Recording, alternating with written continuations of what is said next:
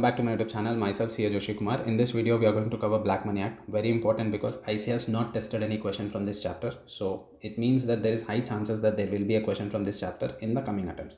Okay, so watch this video till the end. We are going to cover even questions also, concepts plus questions. Please do share this video with your friends, very helpful, and hit that like and subscribe button. Thank you all so much. So for whom a Black Money Act is applicable? So there is an SSE who is having foreign income, and that income he has not declared in the return of income. Black Money Act is applicable. Next, foreign assets. Same SSE, he's holding assets outside of India. Okay, foreign income, foreign assets. He's holding assets outside of India for which he's not giving proper explanation.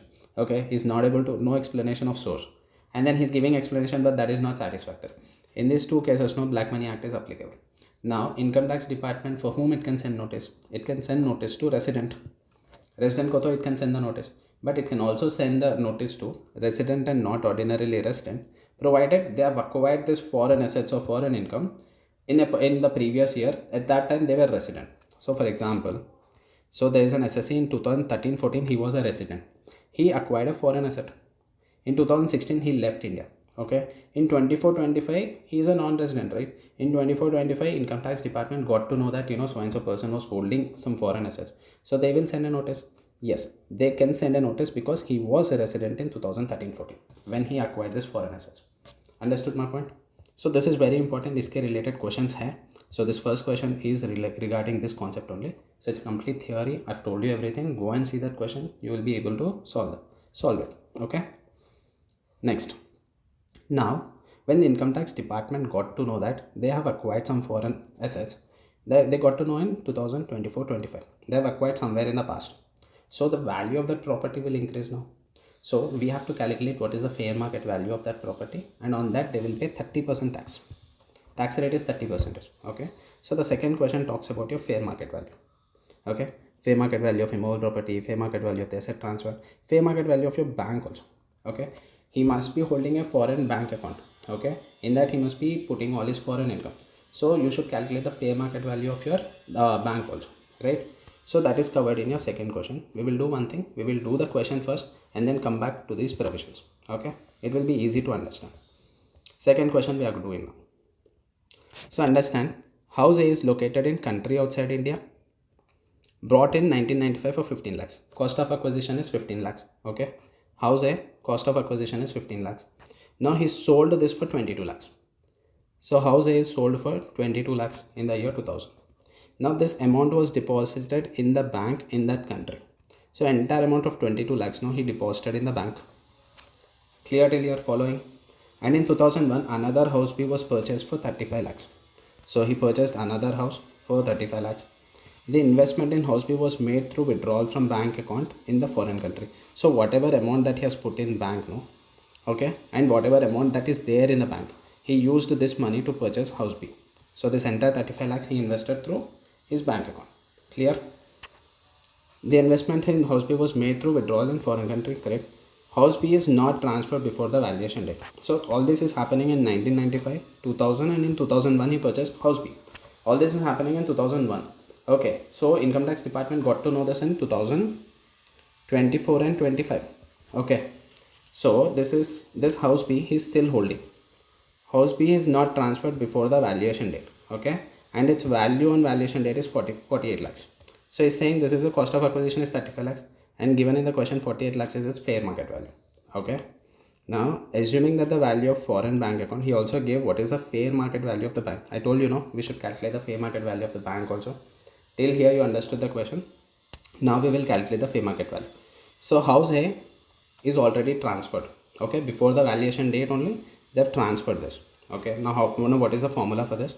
In case if any asset is transferred before the valuation date, see fair market value of the asset transferred before valuation date, house A comes under this category. So you should take cost of acquisition 15 lakhs, sale price 22 lakhs. This fair market value on the date of transfer is not given in the question. So you should consider all these three and you should take the higher value. 15 lakhs or 22 lakhs, whichever is higher, will be the fair market value of house A.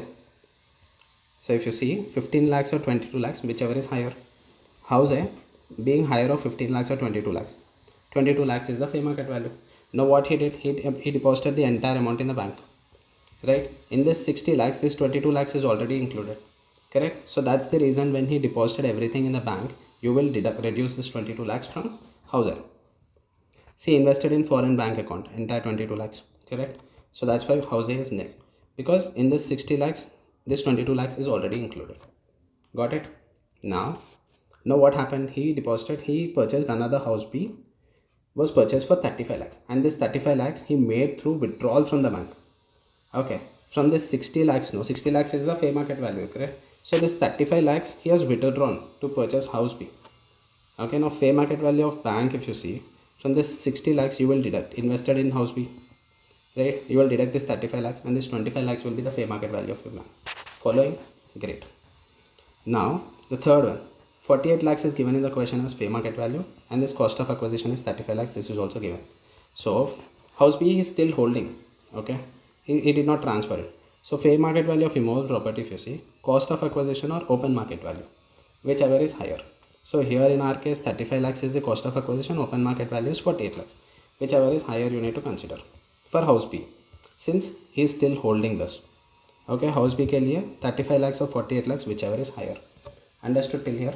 So in case if he is found guilty, then he'll pay tax on 48 plus 25, 30% on this amount. Clear? Now one thing I want to tell you. See this new asset.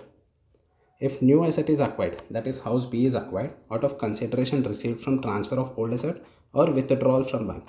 So in our case, house B is purchased by withdrawal from bank only. So from old asset or the bank account, from bank account, that amount shall be reduced by the amount invested in new asset.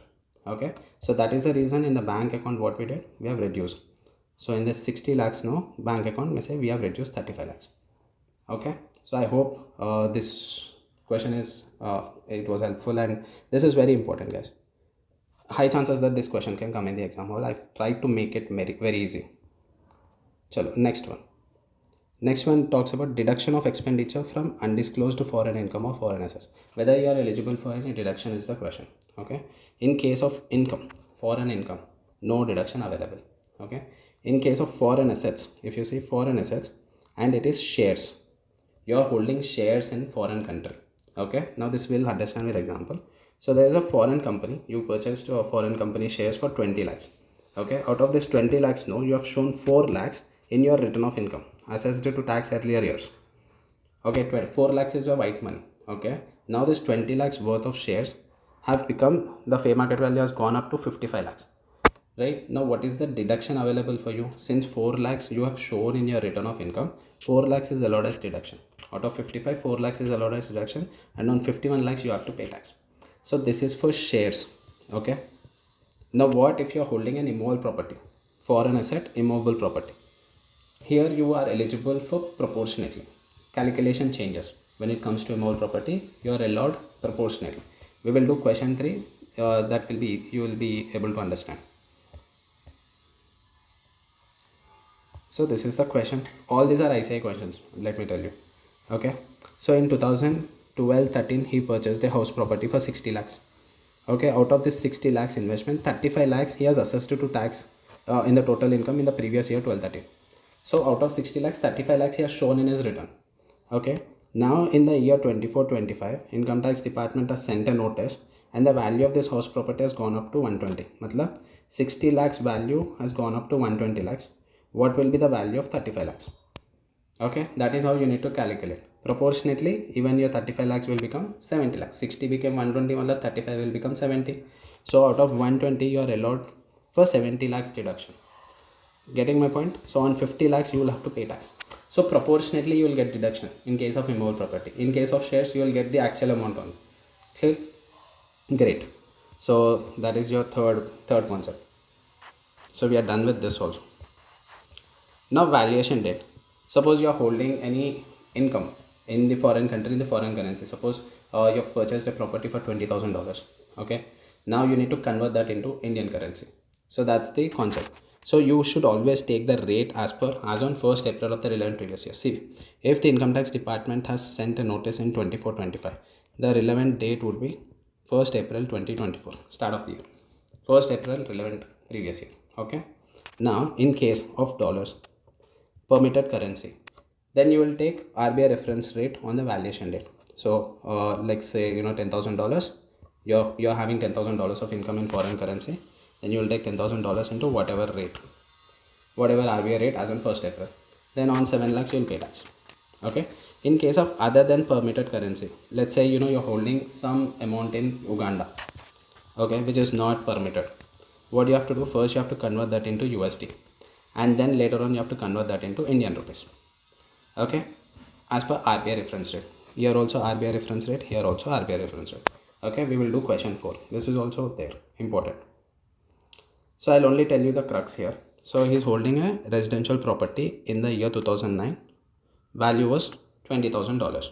And the same property, fair market value of the residential property as on 1st April 2024 was $25,000. So this is the cost of acquisition, $20,000, and this is the fair value. What you will consider, whichever is higher.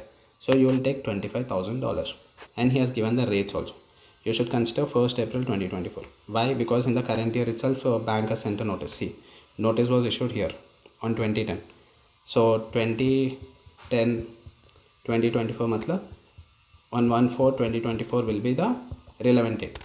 So 1/4/2024 rate only you should consider.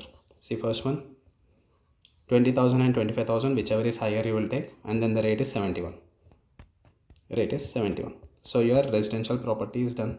Now I'm telling you the important point. He's also holding $10,000 in bank account. If you see, he kept bank deposit of $10,000 in the bank account in New York on 15/4/2010. Now iska bhi you should calculate the fair market value bank ka, and I told you bank only deposits you will consider. See, fair market value of bank, you will only consider the deposits. Okay, whatever amount that you're depositing, that will be the fair market value of all the deposits, right? That will be the fair market value of your bank account, correct? In case if you're withdrawing any amount and redepositing the same amount, that you shall ignore. That shall not be considered. Okay, so this is for bank. Now what is happening here is, so he was having $10,000 in his bank, that in the year 2010. Now in 24, what exactly is happening? Bank deposit with accrued interest thereon, it has gone up to USD 12,500 on 1/4/2024. Okay, so there is an accrued interest in this. Are we going to take accrued interest as a fair market value? The answer is no. You will only consider the deposits. So that's the reason you will take only 10,000, and then the reference rate is same 71, and then this is your undisclosed foreign income. On this you will have to pay 30% if it's found guilty. Clear? And this is nothing but the same applicability part. You'll have to say ki, oh, it doesn't matter if you are a non-resident in the current year, you were a resident when you acquired those foreign assets, then this provisions will be applicable for him also. So once you read, you will understand this. So that is about your black money. I hope this video was helpful. Please hit that like button and share with your friends as well. Thank you all so much.